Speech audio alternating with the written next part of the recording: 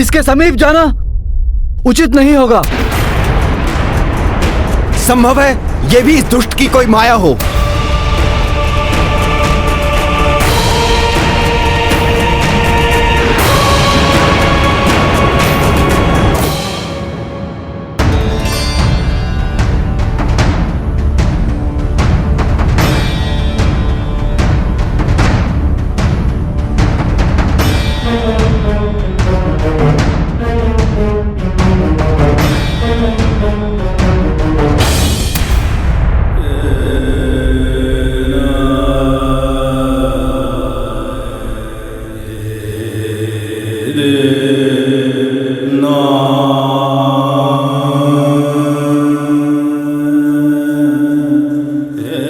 इसका शिथिल पड़ा शरीर, श्वास की मंद गति इसका संकेत है कि इसके प्राण अब छूटने ही वाले हैं। दशानन मरणासन है।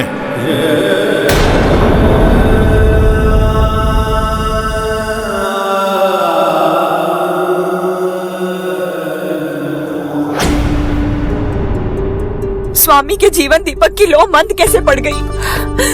कैसे संभव है ये, जब उनका मृत्यु बाण यही सुरक्षित है?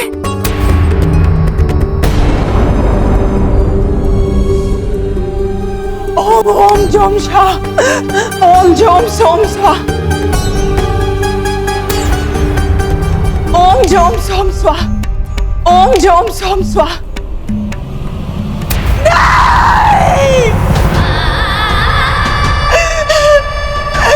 ये नहीं हो सकता, ये नहीं हो सकता।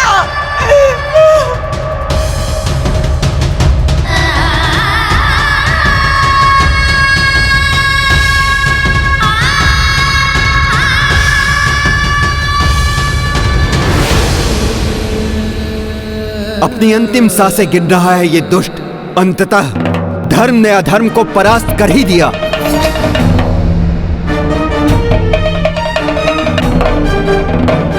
प्रभु श्री राम ने इस दुष्ट रावण के अधर्म युक्त कुशासन का सदैव सदैव के लिए अंत कर दिया। जय श्री राम,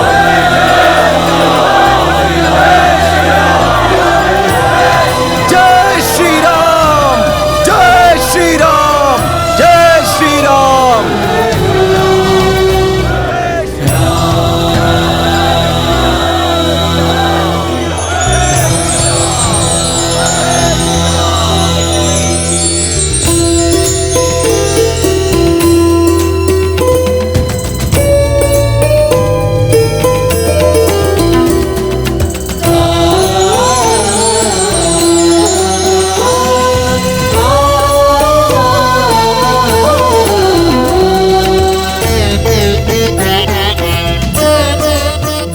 हुआ रावण। प्रभु श्री राम ने इस दुष्ट का अंत कर दिया। धर्म की जीत हुई है, विजयी हुए हैं हम। जय श्री राम। रुकिए, रुक जाइए आप सभी। ये क्या कर रहे हैं आप? आपका ये कृत्य प्रभु श्री राम के सैनिकों को शोभा नहीं देता। युद्ध में पराजित योद्धा का सम्मान करना भी एक योद्धा का परम धर्म होता है। लंकेश के अधर्म और अहंकार हमारे वास्तविक शत्रु थे इस युद्ध में। उनका नाश होने पर उनसे मुक्त शूरवीर योद्धा रावण के मरणासन शरीर का अपमान सर्वथा अनुचित है। इसलिए अब इन्हें वीर गति प्राप्त होने के पूर्व शांति पूर्वक इन्हें अपनी अंतिम श्वास लेने दीजिए। अधर्म की पराजय पर आनंदित होने के साथ हमें यह भी नहीं भूलना चाहिए कि आज संसार एक महाज्ञानी खो रहा है।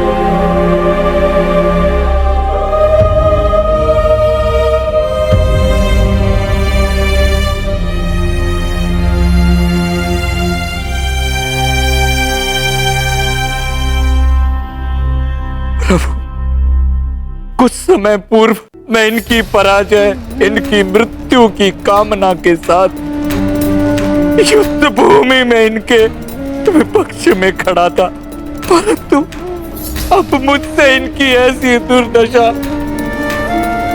क्यों नहीं सही जाती।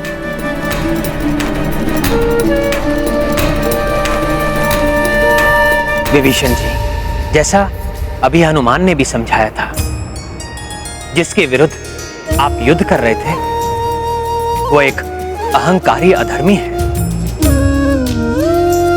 परंतु अब जिसके लिए आप द्रवित हो रहे हैं वो आपका अग्रज भ्राता है। उनके लिए दुखी होना पूर्णतया उचित है, इसलिए जाइए विभीषण जी। रावण के अंत के क्षणों को व्यर्थ मत गवाइए। अपने भ्राता के इन अंतिम क्षणों को अपने भ्राता के साथ ही बिताइए।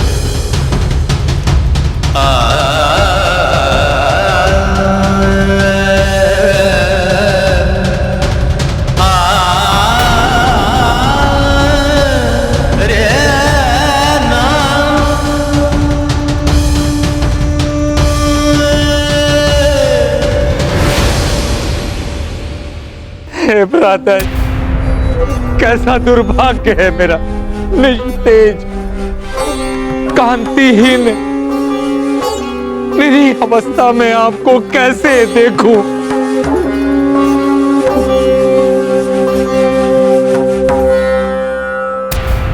आपको बारंबार समझाया मैंने, परंतु आपको अधर्म से रोकना मेरे लिए असंभव हो गया था।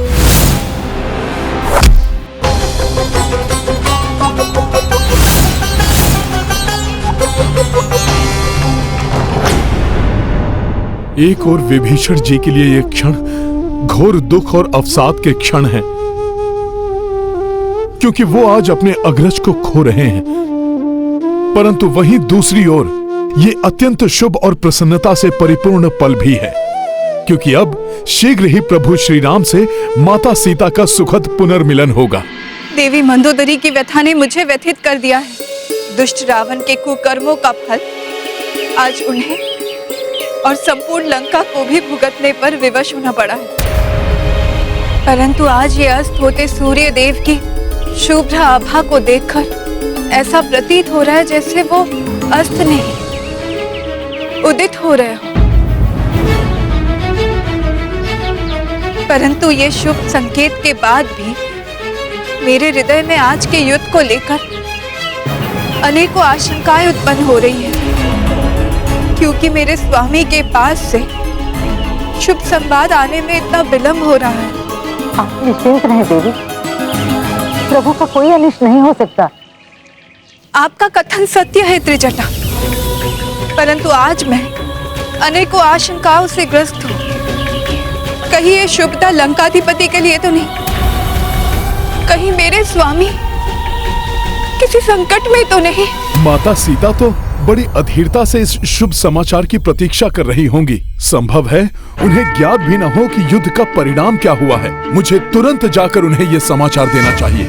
जय श्री राम।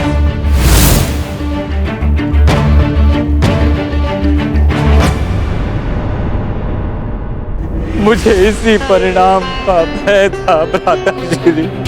आज आपकी ऐसी दुर्दशा मुझसे नहीं सही जा रही है, नहीं सही जा रही।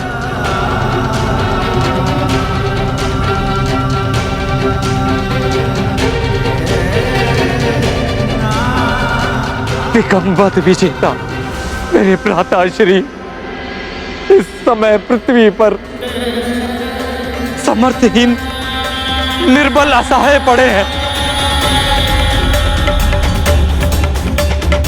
जिस अधर्म ने मुझे आपसे दूर किया, अब तो उसका परित्याग कर प्रभु श्री राम को अपने हृदय में धारण कीजिए। वो आपके सभी पापों को क्षमा कर आपको मोक्ष दान देंगे।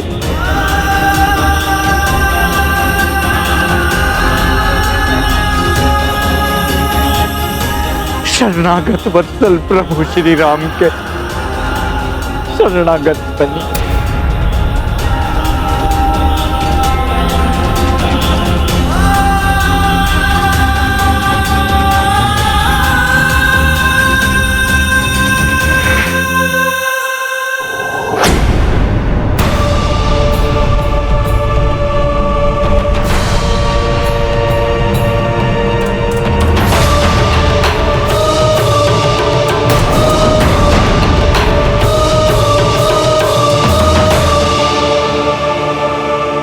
आप धर्म से मुख मोड़ रहे हैं। ऐसा मत करिए भ्राताश्री। अब तो मेरा कहा मान लीजिए भ्राताश्री।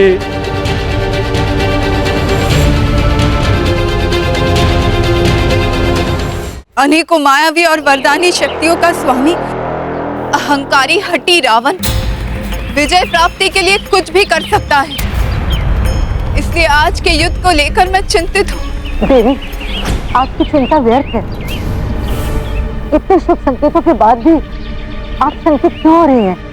नहीं त्रिजटा, कभी कभी ये शुभ संकेत भी भ्रामक हो जाते हैं। देवी मंदोदरी का यहाँ से व्यग्र होकर जाने से मुझे आभास हुआ है कि यहाँ लंका में आज एक नवीन प्रारंभ होने वाला है। आज यहाँ एक निर्णायक परिवर्तन होने वाला है।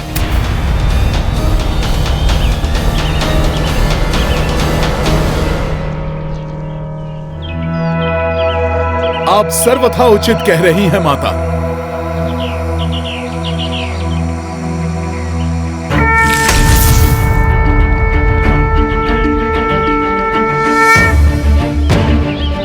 प्रणाम माता।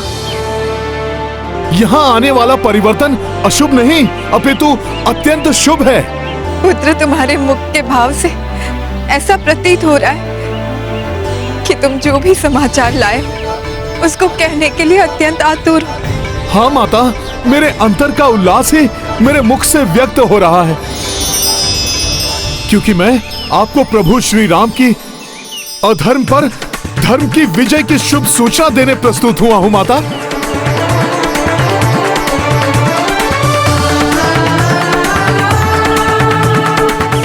माता, अंततः प्रभु ने रावण को परास्त कर दिया और अब रक्षराज दशानन मरणासन अवस्था में है। माता, फिर आप रो क्यों रही हैं?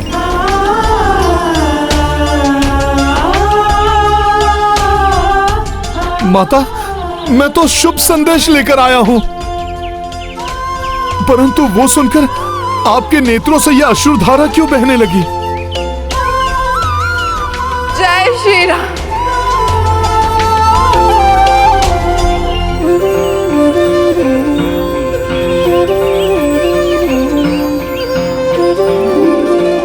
माता, समझा, जो प्रसन्नता आप शब्दों में व्यक्त नहीं कर सकती वो अश्रु रूप में प्रकट हो रही है माता। हाँ हनुमान, नकारात्मक परिवेश में भय, संशय और अनिष्ट की आशंकाएं हृदय में घर कर लेती है। अच्छे में भी बुरा दिखाई देने लगता है। कदाचित मेरे साथ भी ऐसा ही हुआ है। मुझे अपने स्वामी के बल पर संदेह नहीं, परंतु हाँ, मुझे ये निराशा सता रही थी जिससे आज मुझे मुक्ति मिली है। मैं अत्यंत प्रसन्न हूँ हनुमान, परंतु मेरे स्वामी की विजय का श्रेय तो तुम्हें ही जाता है। तुम्हारे बिना ये संभव नहीं था हनुमान। जो कुछ भी तुमने किया उसके लिए तुम्हारा धन्यवाद करने के लिए शब्द ही नहीं है मेरे पास। माता, ऐसा ना कहें। मैं तो मात्र प्रभु श्री राम का एक सेवक हूं। माता, मैंने जो भी किया वो तो उन्हीं के नाम की महिमा का परिणाम है। और माता, प्रभु ने तो अंतिम युद्ध एकाकी ही लड़ा था, जिससे आपको कष्ट देने का दंड उस दुष्ट को वे स्वयं दे सकें। माता, यहां आपने अनेक यातनाएं भोगी हैं। माता, अब दुख के मेघ सदा के लिए छट जाएंगे। माता, अब शीघ्र ही वो शुभ घड़ी आएगी जब प्रभु और आपका सुखद मिलन होगा। माता, मुझे विश्वास है प्रभु श्री राम आपको शीघ्र ही अपने समीप बुलाने का प्रबंध करेंगे।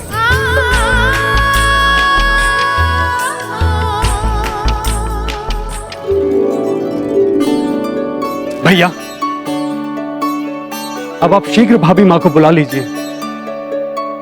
हनुमान आपकी विजय का समाचार लेकर जा चुके हैं। मेरे प्रिय अनुज लक्ष्मण, हमारा जन्म राजवंश में हुआ, परंतु हमारे जीवन का अधिकतम समय वन में ही बीता है। बाल्यकाल में गुरु विश्वामित्र के सानिध्य में और उसके पश्चात 14 वर्ष के वनवास में इस समय हमने ऋषि मुनियों की बहुत सेवा की, धर्म के मर्म को सीखा, जाना, परंतु राजनीति का ज्ञान सीखने का कभी कोई अवसर ही नहीं मिला हमें। परंतु अब राजनीति का महाज्ञान सीखने का समय आ गया है लक्ष्मण।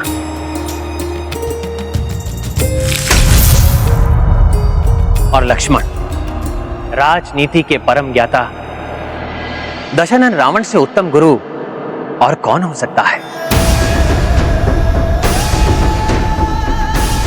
इसलिए जाओ लक्ष्मण, राजनीति के महाज्ञाता रावण से महाज्ञान प्राप्त करो।